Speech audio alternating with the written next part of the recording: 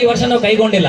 ಯಾಕಂದ್ರೆ ವಿದ್ಯಾರ್ಥಿಗಳ ಮನಸ್ಸು ಬೇರೆ ಕಡೆಗೆ ಹೋಗಬಾರ್ದು ಅನ್ನೋ ಒಂದು ಇಂಟೆನ್ಷನ್ ಇಂದ ನಾವು ಡಿಸೆಂಬರ್ ಮಂತಲ್ಲೇ ಅವ್ರಿಗೊಂದು ಸಿಲೆಬಸ್ ಅನ್ನ ಕಂಪ್ಲೀಟ್ ಮಾಡಿ, ಪ್ರತಿ ಲೆಸನ್ ಮೇಲೆ ಯೂನಿಟ್ ಟೆಸ್ಟ್ ಗಳನ್ನ ಕಂಡಕ್ಟ್ ಮಾಡಿ, FA ಎಕ್ಸಾಮ್ ಅನ್ನ ಕಂಡಕ್ಟ್ ಮಾಡಿ, SA1 ಎಕ್ಸಾಮ್ ಅನ್ನ ಕಂಡಕ್ಟ್ ಮಾಡಿ.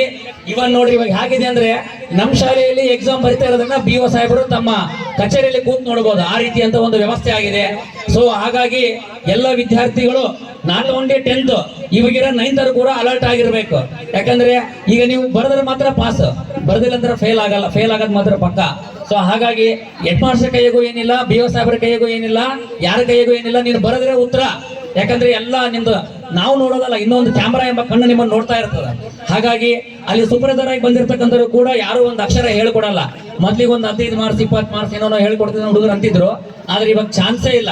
ಹೀಗಾಗಿ ಎಲ್ಲ ವಿದ್ಯಾರ್ಥಿಗಳು ಇವತ್ತು ನಾವು ಪ್ರಾಸ್ತಾವಿಕವಾಗಿ ಇವತ್ತು ನಿಮಗೊಂದು ವೈಜ್ಞಾನಿಕ ಪರಿಕಲ್ಪನೆ ಮೂಡಬೇಕನ್ನೋ ಒಂದು ದೃಷ್ಟಿಕೋನದಿಂದ ನಾವು ಈ ಒಂದು ಸೈನ್ಸ್ ಎಕ್ಸ್ಪೋ ಅಂತಕ್ಕಂಥ ಕಾರ್ಯಕ್ರಮವನ್ನು ಹಮ್ಮಿಕೊಂಡಿದ್ದೇವೆ. ಅದು ಭೌತಶಾಸ್ತ್ರ, ರಸಾಯನಶಾಸ್ತ್ರ ಮತ್ತು ಜೀವಶಾಸ್ತ್ರಕ್ಕೆ ಸಂಬಂಧಪಟ್ಟಂತೆ. ಹಾಗೆ ಈ ಪೂರ್ವ ಪ್ರಾಥಮಿಕ ಮತ್ತು ಪ್ರಾಥಮಿಕ ವಿಭಾಗದ ವಿದ್ಯಾರ್ಥಿಗಳಿಗೆ ನೇಚರ್ ಫಸ್ಟ್ ಡೇ ಅಂತಕ್ಕಂಥ ಒಂದು ಕಾನ್ಸೆಪ್ಟ್ ಅಲ್ಲಿ ಕೆಲವು ವಿದ್ಯಾರ್ಥಿಗಳಿಗೆ ಒಂದು ವೆಜಿಟೇಬಲ್ಸ್ ಬಗ್ಗೆ, ಕೆಲವು ವಿದ್ಯಾರ್ಥಿಗಳಿಗೆ ಫ್ರೂಟ್ಸ್ ಬಗ್ಗೆ, ಕೆಲವು ವಿದ್ಯಾರ್ಥಿಗಳಿಗೆ ಒಂದು ಪ್ಲಾಂಟ್ಸ್ ಬಗ್ಗೆ ಐಡಿಯಾ ಬರಲಂತಕ್ಕಂಥ ಒಂದು ದೃಷ್ಟಿಕೋನದಿಂದ ನಾವು ನಮ್ಮ ಶಾಲೆಯ ಕೋಣೆಗಳಲ್ಲಿ ಅದರ ಒಂದು ವ್ಯವಸ್ಥೆಯನ್ನು ಮಾಡಿದ್ದೇವೆ. ಸೈನ್ಸ್ ಎಕ್ಸ್ಪೋ ಅಂತಕ್ಕಂಥ ಕಾರ್ಯಕ್ರಮವನ್ನ ನಾಳೆ ಹಮ್ಮಿಕೊಂಡಿದ್ದೇವೆ. ಬೇರೆ ಬೇರೆ ಶಾಲೆಯ ವಿದ್ಯಾರ್ಥಿಗಳು ಅವರು ಇಲ್ಲಿ ಬಂದು ಅದನ್ನೆಲ್ಲ ಒಂದು ವೀಕ್ಷಣೆ ಮಾಡಿ ಆ ಒಂದು ವೈಜ್ಞಾನಿಕ ಮನೋಭಾವ ಪರಿಕಲ್ಪನೆಯನ್ನ ಅವರು ಬೆಳೆಸ್ಕೊಳ್ಬೇಕಂತಕ್ಕಂಥ ಒಂದು ದೃಷ್ಟಿಕೋನದಿಂದ ಈ ಒಂದು ಕಾರ್ಯಕ್ರಮವನ್ನ ಆಯೋಜನೆ ಮಾಡಿದ್ದೇವೆ. ಇಂದು ಗ್ರಾಜುಯೇಷನ್ ಡೇ ಅಂತಕ್ಕಂಥದ್ದು, ಪುಟಾಣಿ ಮಕ್ಕಳ UKG ವಿದ್ಯಾರ್ಥಿಗಳಿಗೆ ಒಂದು ಗ್ರಾಜುಯೇಷನ್ ಡೇ ಅಂತಕ್ಕಂಥ ಒಂದು ಕಾರ್ಯಕ್ರಮವನ್ನ ಹಮ್ಮಿಕೊಂಡಿದ್ದೇವೆ. ಸೊ ಅದರ ಮುಖ್ಯ ಉದ್ದೇಶ ಏನಪ್ಪ ಅಂದ್ರೆ ಮಕ್ಕಳಿಗೆ ಈಗ ನಾವೆಲ್ಲ ಡಿಗ್ರಿ PG ಎಲ್ಲ ಮುಗಿಸಿದಾಗ ನಮಗೊಂದು ಗ್ರಾಜುಯೇಷನ್ ಸರ್ಟಿಫಿಕೇಟ್ ಕೊಡ್ತಾ ಇರ್ತಾರೆ. ಅದೇ ರೀತಿಯಾಗಿ ಒಂದು ಗ್ರಾಜುಯೇಷನ್ ಡೇ ಅಂತಕ್ಕಂಥ ಒಂದು ಕಾರ್ಯಕ್ರಮವನ್ನು ಹಮ್ಮಿಕೊಂಡಿದ್ದೇವೆ.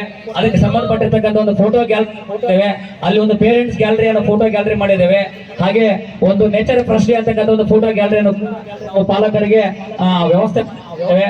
ಹಾಗಾಗಿ ಎಲ್ಲ ವಿದ್ಯಾರ್ಥಿ ಪಾಲಕರು ಈ ಒಂದು ಕಾರ್ಯಕ್ರಮವನ್ನ ಬಂದು ಆನಂದಿಸಿರಿ. Please raise your hands. Okay, ವಿಶೇಷವಾಗಿ ನೀವೇ ಈ ಕಾರ್ಯಕ್ರಮದ ಕೇಂದ್ರ ಬಿಂದುಗಳು. ಯಾಕೆ ಅಂದ್ರೆ ಕೈ ಬಿಡಿ, ಹ್ಯಾಂಡ್ಸ್ ಡೌನ್ ಪ್ಲೀಸ್. ಯಾಕೆ ಅಂದ್ರೆ ಈ ಕಾರ್ಯಕ್ರಮದಲ್ಲಿ ನಿಮಗೆ ಶುಭಾಶಯಗಳನ್ನು ಕೋರಬೇಕಾಗಿತ್ತು. ನಾನು ತುಂಬ ಸದುಪಯೋಗ ಮಾಡಿಕೊಂಡು ಹೆಚ್ಚು ಕಠಿಣ ಅಂತೇಳಿ ನಿಮಗೆ ಸ್ವಲ್ಪ ಕಷ್ಟ ಅನ್ಸತಕ್ಕಂಥ ವಿಷಯಗಳಿಗೆ ಹೆಚ್ಚು ಆದ್ಯತೆಯನ್ನು ಕೊಟ್ಟು ಓದುವಂಥ ಕೆಲಸ ಆಗಲಿ. ನಮಗೆ ಮುಖ್ಯ ಶಿಕ್ಷಕರಿಗೆ ಮನವಿ ಇಷ್ಟನೇ, ಫಲಿತಾಂಶ ಅನ್ನೋಕ್ಕಿಂತ ಹೆಚ್ಚಾಗಿ ಗುಣಾತ್ಮಕ ಫಲಿತಾಂಶಕ್ಕೆ ಹೆಚ್ಚು ಆದ್ಯತೆ ಕೊಡಿ ಅಂತ. ಕ್ವಾಲಿಟಿ ಎಜುಕೇಷನ್ ಆಗಬೇಕಾಗಿದೆ. ಮಕ್ಕಳು ಗಳಿಸ್ತಕ್ಕಂತಹ ಅಂಕಗಳು ಹೆಚ್ಚಾಗಬೇಕಾಗಿದೆ. ಆ ನಿಟ್ಟಿನಲ್ಲಿ ಒಂದು ಒಳ್ಳೆಯ ಫಲಿತಾಂಶ, ಗುಣಾತ್ಮಕವಂತ ಫಲಿತಾಂಶ ಶಾಲೆಗೆ ಬರಲಿ ಅಂತ ಹೇಳಿ ನಾನು ಹಾರೈಸ್ತಾ ಇದ್ದೇನೆ. ಅದೇ ರೀತಿ ಈ ಒಂದು ಶಾಲೆಯ ಬಗ್ಗೆ ಒಂದೆರಡು ಮಾತುಗಳನ್ನು ಹೇಳಲೇಬೇಕು. ಈ ಸಂಸ್ಥೆಯಲ್ಲಿ ಮಕ್ಕಳಿಗೆ ನಿಜವಾಗಿ ಕೂಡ ಒಂದು ಸಂಸ್ಕಾರಿತವಾದಂತಹ ಶಿಕ್ಷಣ ಸಿಗ್ತಾ ಇದೆ ಅಂತ ಹೇಳಿ ಭಾವಿಸ್ತೇನೆ. ನಾವು ಇತ್ತೀಚೆಗೆ ನೋಡಿದ್ದೇವೆ, ಯಾವುದೋ ಫಿಲ್ಮ್ ಸ್ಟಾರ್ಗಳನ್ನ ಅಥವಾ ಕಿರುತೆರೆಯ ನಟ ನಟಿಯರನ್ನ ಕರೆಸಿ ಅವ್ರನ್ನ ಸನ್ಮಾನಿಸ್ತಕ್ಕಂತಹ ಕೆಲಸ ಮಾಡ್ತಾ ಇದ್ದೀವಿ. ನಾವಿಲ್ಲಿ ಪರಮ ಪೂಜ್ಯ ನಾಗಭೂಷಣ ಶಿವಯೋಗಿ ಶಿವಾಚಾರ್ಯ ಸ್ವಾಮೀಜಿಗಳೇ ಮತ್ತು ಸಂಗಮೇಶ್ವರ ಸ್ವಾಮೀಜಿಗಳೇ ಒಂದು ಆಶೀರ್ವಚನ ನೀಡ್ತಕ್ಕಂತಹ ಒಂದು ವ್ಯವಸ್ಥೆಯನ್ನ ಈ ಸಂಸ್ಥೆ ಮುನ್ನಡೆಸ್ತಾ ಇದೆ ಅನ್ನೋದೇ ನಮಗೆ ಒಂದು ಹೆಮ್ಮೆ.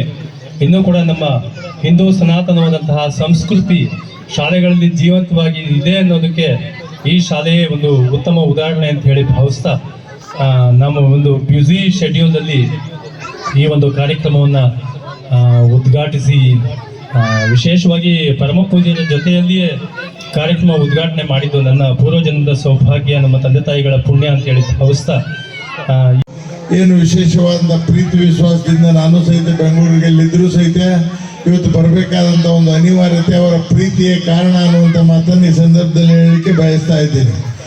ಜೊತೆಗೆ ಈಗಾಗಲೇ ಮಕ್ಕಳು ಇವತ್ತು ಏನು ಸರ್ಟಿಫಿಕೇಟ್ಗಳನ್ನು ಪಡೆದಿದ್ದಾರೆ. ನಾವು ಪೂಜ್ಯರು ಮಾತಾಡ್ತಾ ಇದ್ವಿ, ನಾವು ಡಿಗ್ರಿ ಪಡ್ಕೊಂಡ್ವಿ, PhD ಮಾಡಿದ್ವಿ ಅಥವಾ ಯಾವುದೋ PG ಕೋರ್ಸ್ ಮಾಡಿದ್ವಿ, ಆದರೂ ಈ ರೀತಿ ಮಕ್ಕಳ ಒಂದು ಡ್ರೆಸ್ ಹಾಕ್ಕೊಂಡು ನಾವು ಸರ್ಟಿಫಿಕೇಟನ್ನು ಪಡೆದಿಲ್ಲ ಅನ್ನುವಂಥ ಹಿಂದಿನ ನೆನಪನ್ನು ನಾವು ಮಾಡಿಕೊಂಡ್ವಿ. ಅಂದರೆ ಇವತ್ತು ಎಷ್ಟು ಮುಂದುವರೆದಿದೆ ಅಂದ್ರೆ UKG ವಿದ್ಯಾರ್ಥಿಗಳು ಇವತ್ತು ಗ್ರ್ಯಾಜುಯೇಷನ್ ಡಿಗ್ರಿ ಏನು ಸರ್ಟಿಫಿಕೇಟ್ ಪಡೆದಿದ್ದಾರೆ. ನಿಜವಾಗಿ ಬಹಳ ಸಂತೋಷ.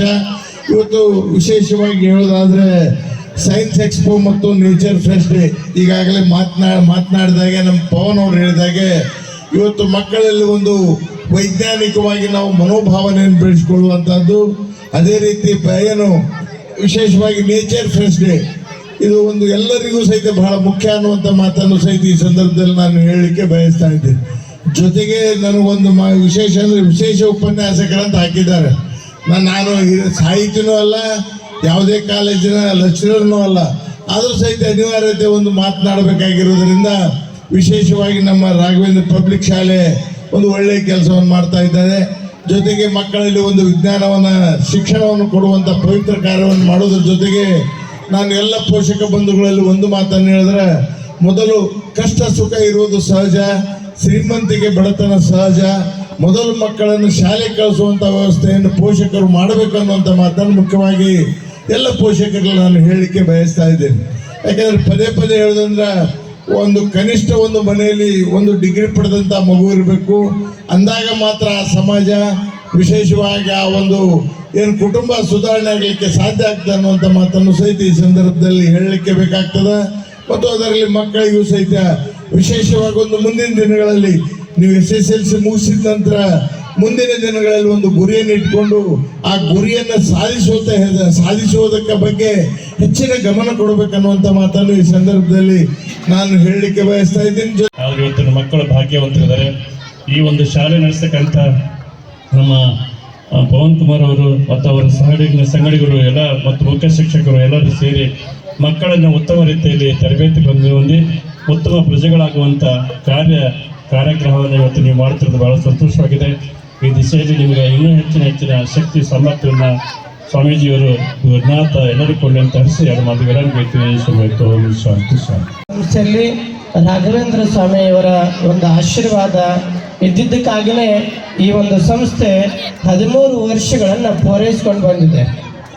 ಜೊತೆಗೆ ನಾವು ಕಂಡಂತೆ ಪವನ್ ಅವರು ಬಹಳಷ್ಟು ಕ್ರಿಯಾಶೀಲರು ಮತ್ತು ಅವರ ಸಹ ಒಂದು ಟ್ರಸ್ಟಿಗಳು ಕೂಡ ಬಹಳಷ್ಟು ಶ್ರಮವನ್ನು ಹಾಕಿ ಈ ಸಂಸ್ಥೆಯನ್ನು ಕಟ್ಟಿದ್ದಾರೆ.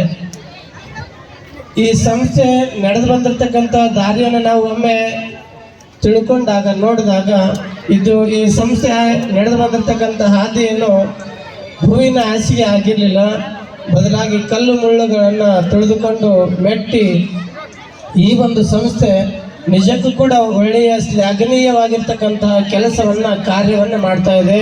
ಜೊತೆಗೆ ಉತ್ತಮವಾಗಿರ್ತಕ್ಕಂತಹ ಗುಣಮಟ್ಟದ ಶಿಕ್ಷಣವನ್ನು ಈ ಸಂಸ್ಥೆ ಅನೇಕ ಮಕ್ಕಳಿಗೆ ನೀಡಿ ಅವರ ಜೀವನಕ್ಕೆ ದಾರಿದೀಪವಾಗಿದೆ ಅಂತಕ್ಕಂಥದ್ದನ್ನು ತಿಳಿಸ್ಲಿಕ್ಕೆ ಬಹಳಷ್ಟು ಖುಷಿ ಅನ್ನಿಸ್ತದೆ.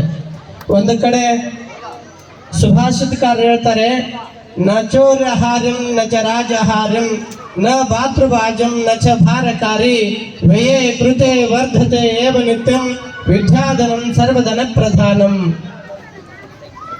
ಸುಭಾಷಿತಕಾರ ಸಂಸ್ಕೃತದಲ್ಲಿ ಏನ್ ಹೇಳ್ತಾರೆ ಅಂತಂದ್ರೆ, ನ ಚೋರಹಾರಂ ನ ಚ ರಾಜಹಾರಂ, ಯಾವುದು ಕಳ್ಳರಿಂದ ಕಸಿಯಲ್ಪಡುವುದಿಲ್ಲವೋ ಹಾಗೆ ಯಾವುದು ರಾಜರಿಂದ ಕಸಿಯಲ್ಪಡುವುದಿಲ್ಲವೋ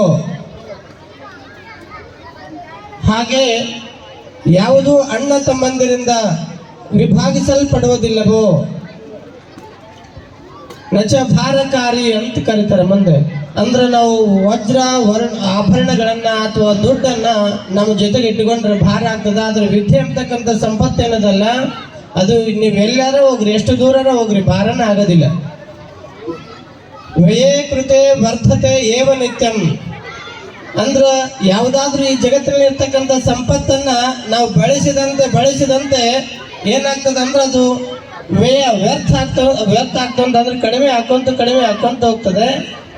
ಆದ್ರೆ ಈ ವಿದ್ಯೆ ಇರ್ತಕ್ಕಂತಹ ಸಂಪತ್ತೇನದಲ್ಲ, ಇದನ್ನು ನಾವು ಬೆಳೆಸಿದಂತೆ ಹೆಂಗೆ ಬೆಳೆಸ್ತೀವಿ, ಯಾವ ರೀತಿ ಬೆಳೆಸ್ತೀವಿ, ದಿನದಿಂದ ದಿನಕ್ಕೆ ಕ್ಷಣದಿಂದ ಕ್ಷಣಕ್ಕೆ ಬೆಳೆಸಿದಂತೆ ಹೆಚ್ಚಾಗ್ತದೆ.